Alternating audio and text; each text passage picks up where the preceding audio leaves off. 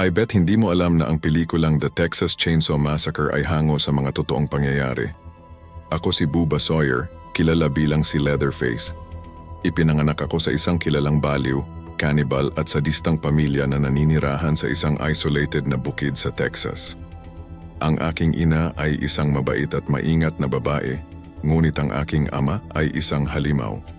Siya ay isang marahas at lulong sa alkohol.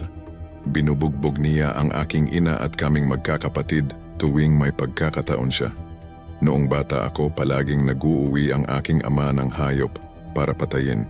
Hindi ko alam kung bakit ako nakakaramdam ng kasiyahan tuwing pinapanood siya sa ginagawa niya. Hindi ko namalayan noon, ngunit ito na ang simula ng aking kabaliwan. Isang araw, nag-uwi ng chainsaw ang tatay ko. Ito ay napakalaki at ako ay humanga dito. Nakiusap ako sa aking ama na gamitin ko ito. Pero noong una ay hindi niya ako pinapayagan hanggang sa sumuko na rin siya at pinahiram ako. Mula noon, naadik na ako. Ilang oras akong nagpuputol ng mga puno at anumang bagay na mahahanap ko. Parang musika sa pandinig ko ang tunog ng chainsaw.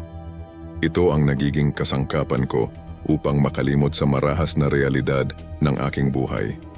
Noong namatay ang tatay ko ay tuluyan na akong nabaliw. Naman ako ang bahay niya at ginawa kong katayan.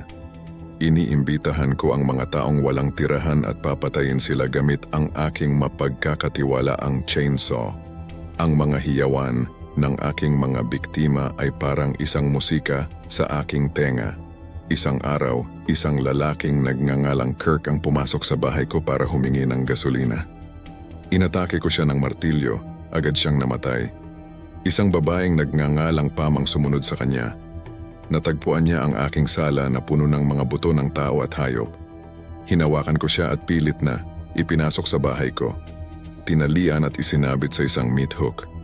Habang hinihiwa ang katawan ni Kirk gamit ang chainsaw ko, pinapanood ko si Pam at doon mas nakakagimbal pa ang nangyari sa part 2. I-like ang aking video at i-follow niyo ko para updated ka sa part 2 at mga susunod pang kwento.